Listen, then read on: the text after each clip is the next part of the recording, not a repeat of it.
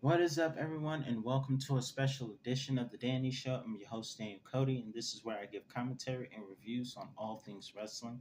Thank you guys so much for joining. If you haven't seen Elimination Chamber last night, you got to check it out. It was awesome. And one thing Triple H said at the press conference that was true was the star of the night was the crowd. The crowd in Montreal, you guys were one of the best crowds that I've ever seen. You get the Montreal crowd was awesome.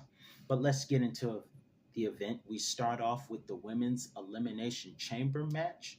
We start off with first off, it's three sane women in that match and three crazy ones. Obviously, the crazy ones are Asuka, Nikki Cross, and Liv Morgan. Very cool outfit. It's like something off if there were any pretty girl horror characters. I can't think of a horror character that I actually considered attractive, which is ironic. But Liv Morgan looks like a dark star, and it's cool. In any event, by the way, it took two people to take her out, and she never tapped out. She just laughed her way to sleep. Dark, creepy, but kind of cool in some way.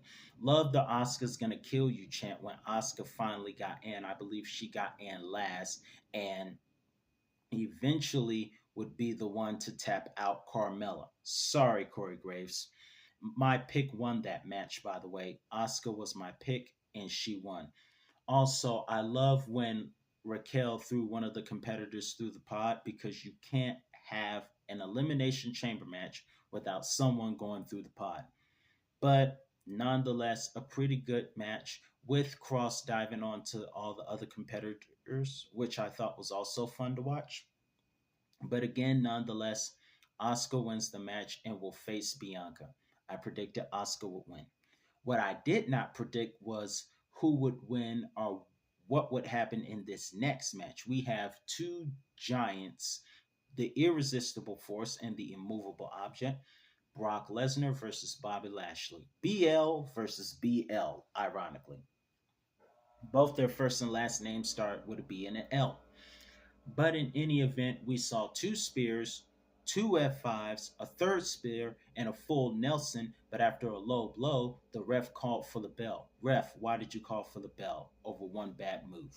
But because it was an illegal move, the ref disqualified Brock Lesnar and got F5 twice in the ring and outside of it. And Bobby Lashley got F5 through a tape. Obviously, we need to settle this score. And I think the perfect place would be WrestleMania. Because in my personal opinion, I thought they were too big for Elimination Chamber. But hey, you don't have to wait till the biggest stage to make the biggest moments ever. Some of the biggest moments have taken place before a WrestleMania. The Rock versus Angle, awesome match at No Way Out 2001, alongside Triple H versus Austin at the same event, No Way Out. Angle versus Rock, I'm speaking of.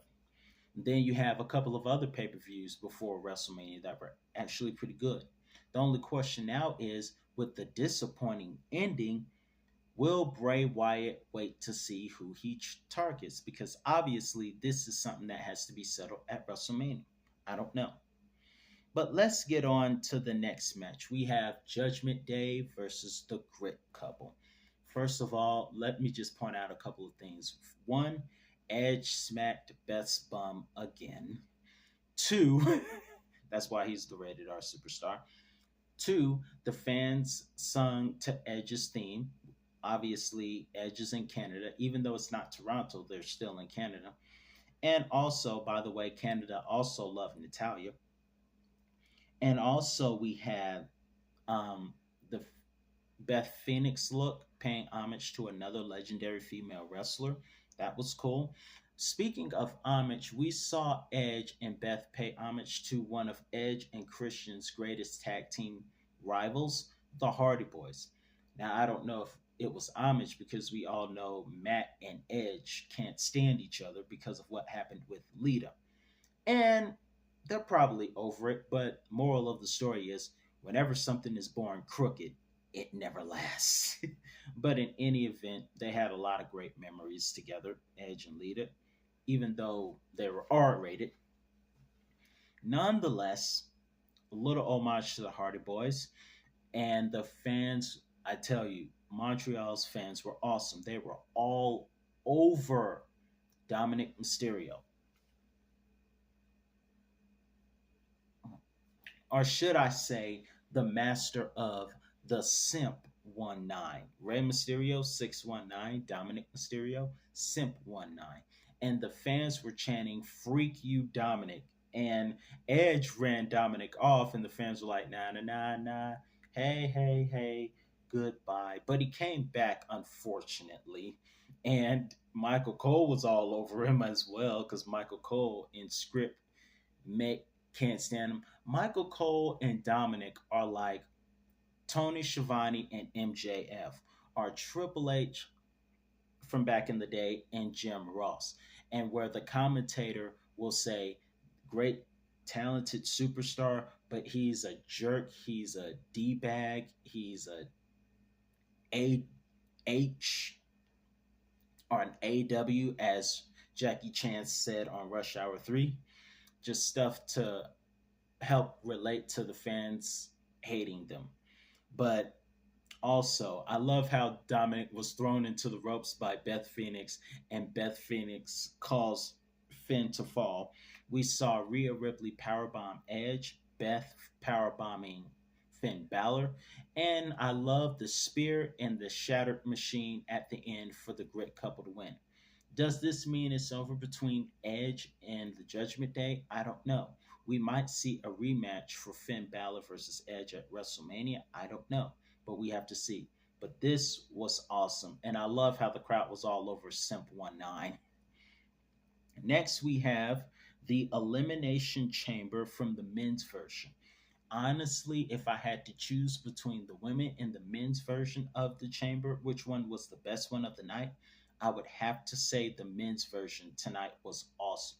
Even though Triple H said from the women's side that this is the best women's version of the Elimination Chamber we've seen, I have to say tonight, in my last night rather, in my personal opinion, the men's match were my favorite. First off, there is nothing like Seth Rollins' entrance. There's nothing like it in the modern era. It is the absolute best. We also have Johnny Gargano and his new theme, but they started off the match in an amazing manner. They were awesome together. It's a miracle Bronson Reed didn't put Damian Priest through the pod, but since the women did it earlier, they thought the men shouldn't have to break it twice. But hey, you can't have an elimination chamber without a pod being broken. Nonetheless, let me just also say Seth was awesome. Gargano was awesome with that Hurricanrana onto everyone. But Montez Ford was the highlight of that match, in my personal opinion. I love the homage to DX and the attempted homage to The Rock. We saw Rock bottom before he was eliminated due to a curb stomp, which caused an injury. So I hope everything was okay. But while Triple H did not mention it at the press conference, in my personal opinion, between diving off the top of the cage onto everyone, and of course, all the amazing things he did that night, Montez Ford was the highlight of the match, even helping eliminate Bronson Reed. So that's my personal opinion. I think he was the highlight of the match. And it was almost Seth Rollins' match to win, if not for Logan Paul showing up and stealing Adam Page's move. So I think we got a WrestleMania match set up, Logan Paul versus Seth Rollins. That match would steal the show. And one of the matches that would steal the show, in my personal opinion. And also, Austin Theory won the match thanks to Logan Paul, and he's still the U.S. champion. And tomorrow night, Edge will be accepting Austin Theory's open challenge. Can't wait to see how that goes. And also, who will Bray Wyatt wait that long to challenge either Lashley or Lesnar? Let's see. But with that being said, let's get down to the last match of the evening, which was Roman Reigns versus Sami Zayn. First of all, it was great that Sami brought, I didn't mention it in my SmackDown review, but Sami Zayn bringing back the old theme of his was awesome. But before we get to Sammy versus Roman, I forgot to mention something about the Grit couple versus Judgment Day. The fact that Dominic Mysterio let Rhea pay. I heard that the guy is never supposed to pay on a date night. But in any event, I just wanted to point that out. And the way the crowd was all over Dominic was awesome. Let's get to Roman versus Sami Zayn. First off, I mentioned earlier the crowd was awesome. That was the best crowd of the year so far, in my personal opinion. Just completely awesome. Very explicit at times because when I saw it, there was a lot of muting going on, but they didn't mute it too good because we actually heard Freak You Roman chants, lots of freak you Roman chants. And when it was able to get to somewhere where you could hear a clear swear, it was a lot of bleeping. It was a lot of bleeping. And I thought it was going to be one of those matches where Roman just dominated the whole thing. But Sami Zayn was pretty competitive in his own right. Even we saw him dive, we saw him attempt that running DDT that he hasn't done in years, but Roman countered that. We saw Roman taunt Sammy's wife, which is not nice. And I just thought he was going to take control of most of the match, but he didn't. We saw Sami Zayn do a couple of Superman punches. Wow. We even saw the Haluva kick and the Blue Thunder Bomb. So a lot of close calls tonight. And Jimmy came in and decided to attack, but that wasn't enough. Sami Zayn even kicked out of a spear, which made the crowd go nuts. And then afterwards, Jay came out, but he didn't do anything. But he was gonna give Roman gave Jay the chair, and it's funny how everyone who is named Jay happens to be likable to us. I mean, one of the Jays we wish was still alive, honestly, but it's funny when if you have kids, name them Jay because that means they'll be likable for life. In any event, um, Jay refused to pull the trigger, and Roman taunted him like he did Sami Zayn and took the chair and started bashing Sammy with the chair and won the match. Then sent Jimmy to do more damage, and Kevin Owens returned to an amazing pop. And after giving Sami Zayn the chance to go for one more haluva kick, Kevin Owens left the ring for Sammy to get a standing ovation.